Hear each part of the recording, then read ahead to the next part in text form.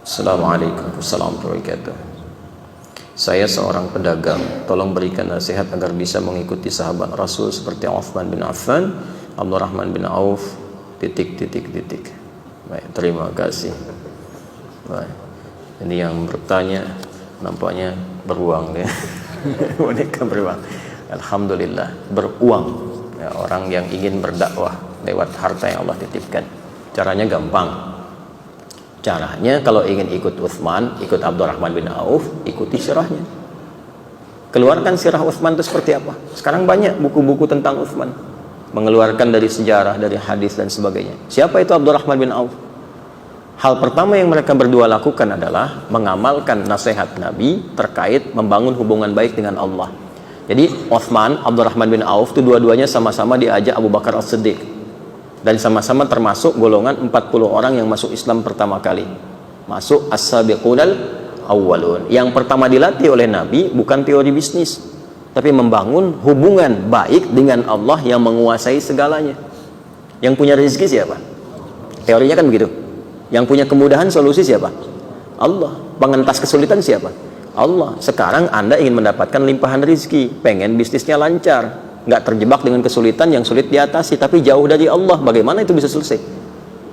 Karena itu kalau ada orang-orang yang jauh dari Allah dan dia mengandalkan kekuatan dirinya, kadang-kadang dibiarkan oleh Allah, ayo sampai kamu merasa mampu itu, sampai akhirnya lisan Anda berkata ya Allah, oh kan. Ya, karena itu apa yang terjadi? Yang mereka bangun adalah hubungan baik dengan Allah dulu. Perbaiki salat. Dicek di kitabnya At-Tibyan fi Adab Hamalatil Quran, Al-Imam An-Nawawi itu sampai merangkum kebiasaan Uthman bin Affan, Abdurrahman bin Auf, Tamim Ad-Dari. Apa kebiasaan mereka? Tidak pernah meninggalkan tahajud dan dekat dengan Quran. Itu sampai mereka sukses pun, ketika di Madinah itu sukses bisnisnya, tidak ada yang melampaui kegembiraan mereka kecuali menunaikan sholat tahajud di malam hari sampai khatam Al-Quran.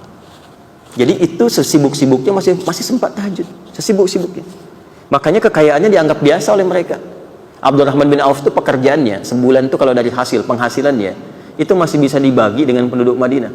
Sepertiga dari penduduk Madinah itu ada yang dibantu oleh beliau untuk dilepaskan dari utang-utangnya.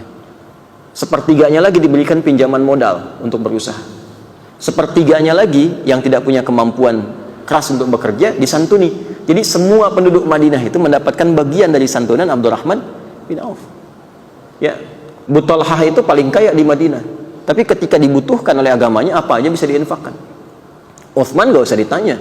Ya, aset-asetnya kalau perlu ada yang susah untuk masyarakat dibeli oleh beliau, diwakafkan. Itu kan kisah sumur itu, ya, kisah kebun itu yang sekarang jadi penginapan yang viral itu. Itu pekerjaan mereka. Bagaimana itu bisa terjadi ketika hubungan dekat dengan Allah itu terjalin?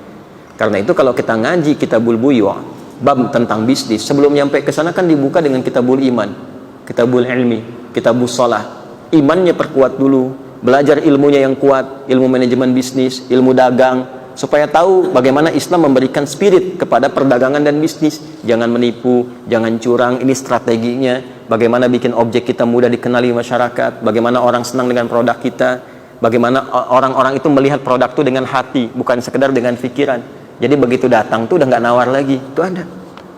Ya, membangun trust teorinya bagaimana ada.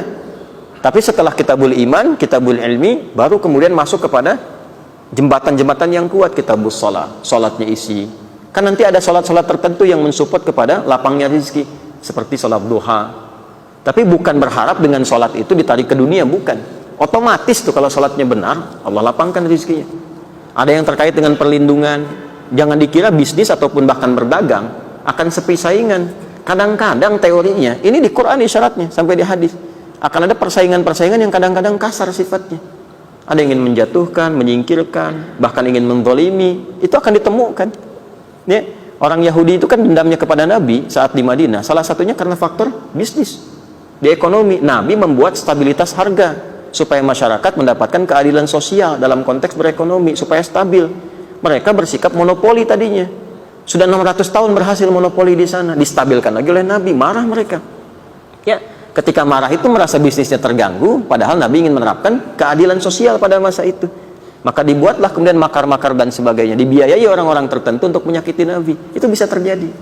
Nah, nanti ada teori-teorinya seperti apa supaya dilindungi. Tahajud itu mendatangkan perlindungan dari Allah, bahkan membimbing Anda untuk bersikap proporsional dan profesional.